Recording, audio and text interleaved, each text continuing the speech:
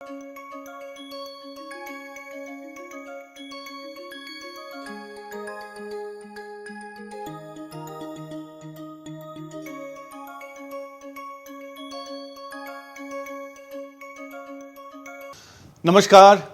I'm Devdeep Purkayastha from the Indian Institute of Technology, Bombay.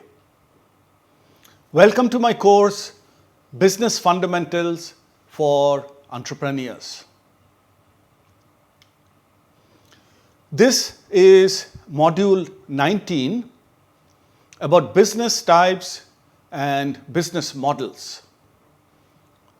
But before I get into the module itself, just to remind you of the course flow and the topics for weeks 9 to 12, which you can see on the screen. So in this module, we'll talk about what are the business types, and then get into what is a business model, and then look at a couple of model types or model architecture, like the value chain model and the business model canvas. And then we'll look at a very important aspect of the model, which is the customer pricing or revenue model. And then we'll talk about pricing strategies and also how to create a whole new business model which will disrupt existing models. So we'll start with types of business. There are several types of business. The first type is what is called the commodity business. This is one of the earliest forms of business. And commodity basically is mass produced, naturally produced, unbranded kind of products. For example, rice, wheat, or iron, coal, iron ore, coal. So these are commodity business types. Companies which trade in commodities, like I said, rice or iron ore, any kind of ore, or crude oil, are said to be in the commodity business. And we'll look at a few examples after that. Manufacturing businesses are businesses which create a product based on raw materials, which could be commodities. For example, a chocolate, which you can have and I can have sometimes. The chocolate, which is a manufactured product, will use commodity products like milk or sugar or cocoa or some spices or flavorings. And then there are many examples, the phone that you're looking at, or the TV that you're looking at, or the car that you ride, or the bus or the train, or the dress that you're wearing. These are all manufactured products, and businesses which are manufacturing these products are called manufacturing businesses. And then you have trading businesses. Basically, businesses which buy and sell. They could be buying from manufacturing businesses or commodity businesses and selling to other businesses or consumers. And we'll look at some examples in a while. Some other kind of businesses are service businesses. Hospitals, airlines, IT services, etc. They don't have a product. They provide a service. It could be a neighborhood kirana store, the grocery store. It could be the salon or the saloon where you get your hair cut. It could be a restaurant where you go for food. Any business which is providing you a service is called a service business. Then you get what is called aggregator businesses. These are basically platforms which at the back end collect lot of products and in the front end connect them to the customers. So they may not actually make any product, they may not actually own any assets, but they are a software platform where many customers can come and buy from many different suppliers, many different products. So these are aggregator platform. We'll look at examples of each of these in a while. And then you have not-for-profit business. So most companies will work for profit. They'll try to sell at a profit and then pass on the profit to grow their business or give it back to the shareholders. But there are companies, and you look at examples, which are operating for social work. They may make some profit, but not extraordinary profit. Their primary motive is not necessarily making money. Their primary motivation is to serve society or do something good. And that's why they're called not-for-profit. So let's start looking at some examples. Let's look at a commodity business. These are companies which are dealing in commodities. They're producing those commodities. How are they producing it? So business which is, let's say, in the rice or the wheat or any crops or vegetables, they're growing those cereals, those crops, those vegetables, those fruits. Companies which are in the mining side, they're taking the ores out of earth, Mother Earth. As I said, ores, coal, etc. It also could be semi-manufactured commodity products. For example, sugar is a commodity which is sold in bulk, consumed in bulk, often unbranded, but it is made out of sugar cane. So in the Indian context or global context, some examples are the oil companies. Many of you have a car or a two-wheeler and you will be filling up from a petrol pump. And there are companies like Indian Oil or HP or BP which have pumps and which you can go to the pump and fill your car up.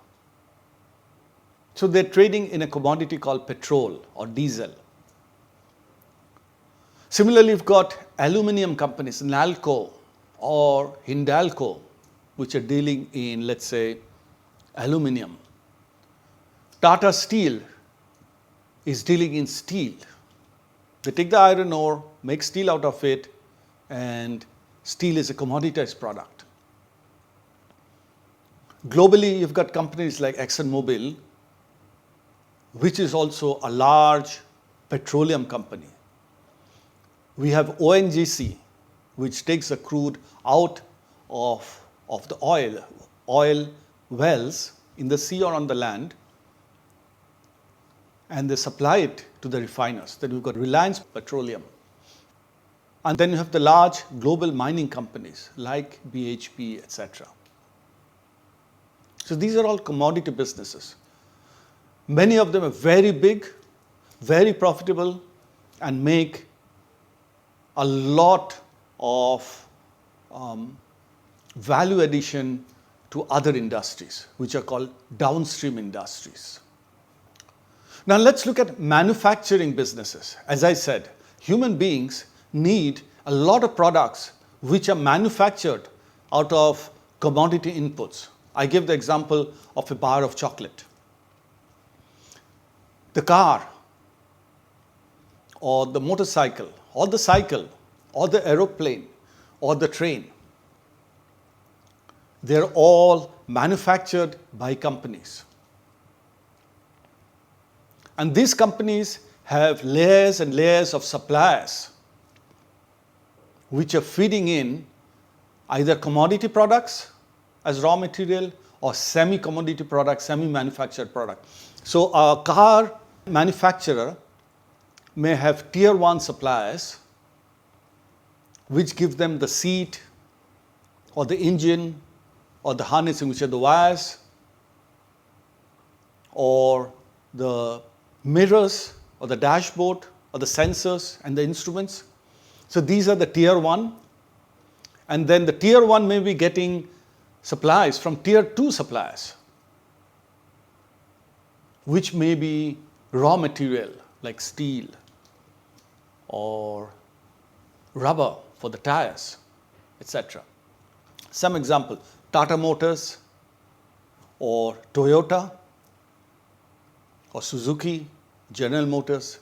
These are very large automotive manufacturing businesses. They're large, very large two-wheeler business like Bajaj Auto. The phone that you're using, the companies who are making those phones, either Apple or Samsung. If you're watching this on an LED screen, LG or Samsung is manufacturing that. The dress that you're wearing is made by some company, a shirt manufacturer, a pant manufacturer, a suit manufacturer. So these are all manufacturing businesses. Let's look at some examples of trading businesses. Trading businesses are basically buying in bulk commodities or goods in bulk and selling it to other businesses either in bulk or to one-off retail consumers or customers.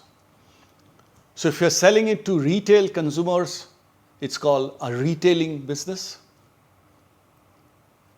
If they're buying in bulk and selling to big companies in bulk, it's called a trading business. So let's look at some examples.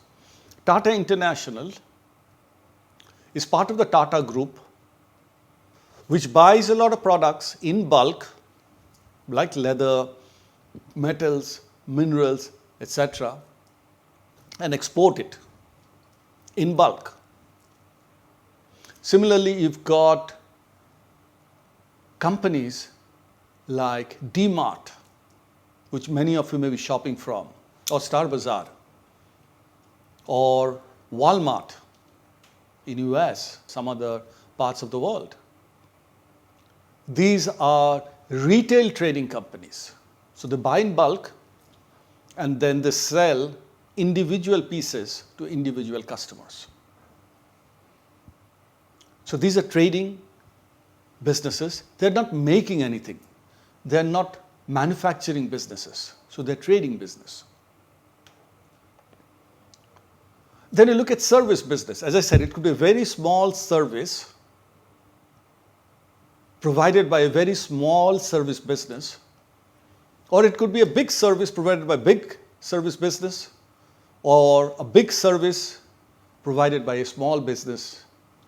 As I said earlier, the local kirana or grocery store, the salon, the restaurant, these are all examples of service businesses. The movie, when you go for a movie hall, the business which is running that movie hall or a chain of movie hall is a service business, or a chain of restaurants.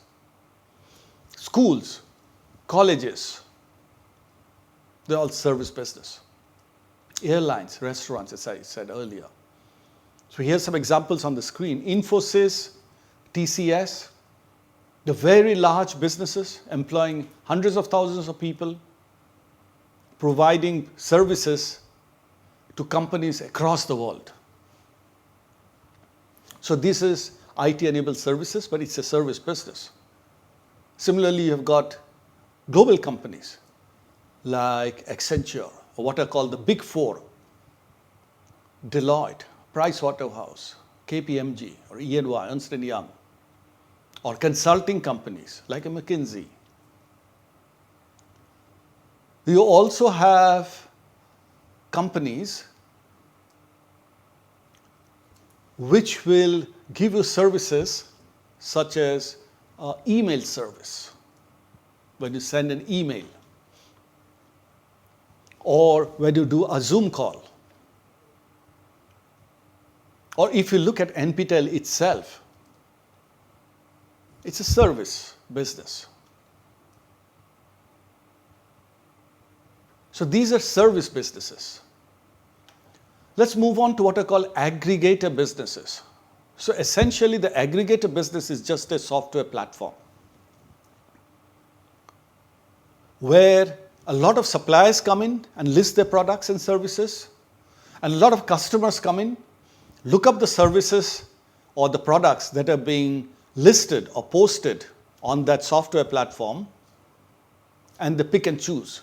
For example, e-commerce sites like Amazon or Flipkart or Nykaa or Myntra,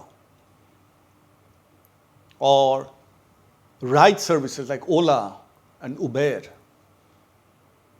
or home rental services like Airbnb or Oyo, or booking services like Book My Show, Make My Trip. These companies don't make anything. These companies don't own the underlying assets. For example, if you look at Book My Show, which is an Indian company where you can buy tickets for movies and events or musicals, Book My Show actually doesn't own any theaters or movie halls. They just list the product and services from the movie hall or the event hall. Similarly, if you are booking your tickets from an online platform, Make My Trip or Clear Trip, or any of those booking platforms, they don't own the planes. They just provide the listing. Similarly, if you are making a booking on hotels, the aggregator doesn't own any hotels, but they list all the hotels that are available. The Ola or the Uber may not own the taxis that they are listing. So these are just software platforms. So these are aggregator businesses. And now we come to not-for-profit businesses, which are also called charitable businesses. Charitable businesses because they work for charity, doing good for society, doing good for the planet, doing good for the underprivileged. Not-for-profit doesn't mean for loss. It just means that these businesses make enough money to sustain themselves and grow. But they're not in business. These companies are not in business to make money for shareholders or investors or the people who are buying stocks. And they'll probably not list their stocks. And they're regulated under certain special acts of the government, and they're given a lot of tax benefits because the government also understands that these companies are working for social good. And they could be very large foundations or family offices or special kinds of companies in India like Section 8 companies. So I've listed some of them. You may know many of them. These are also called NGOs. So Pratham in India. You've got Red Cross, which is very well known. You've got Enactus, which is a student social entrepreneurship community doing social good. You've got the Gates Foundation. Many large businesses have their own foundations. Many rich people, billionaires, create their own family offices and their own foundations to do social work. So these are not-for-profit, doing social good, but not for loss either. They're making enough money to sustain and grow. Now with that, I'd now request each of you to reflect for 3 minutes. Think of 2 companies that you know. Try and understand what business they are in. Are they manufacturing? Are they commodity? Are they service? Are they an aggregator? Are they not-for-profit? And for your learning purpose, compare the 2 business types of the 2 companies that you know and see what are the differences and what are the similarities. You'll find that businesses have many similarities. They all have people. They all have managers. They all have offices. They all have IT infrastructure. They all have to raise some money and spend some money. So they all do accounting. So there are many similarities across businesses. But the purpose of the business may be different. The nature of the business may be different. Objective and strategies and action plans may be different. So think about two companies, two different types of businesses that they're in, and try to list down what are the similarities and what are the differences. Write it down in your course journal over the next 3 minutes.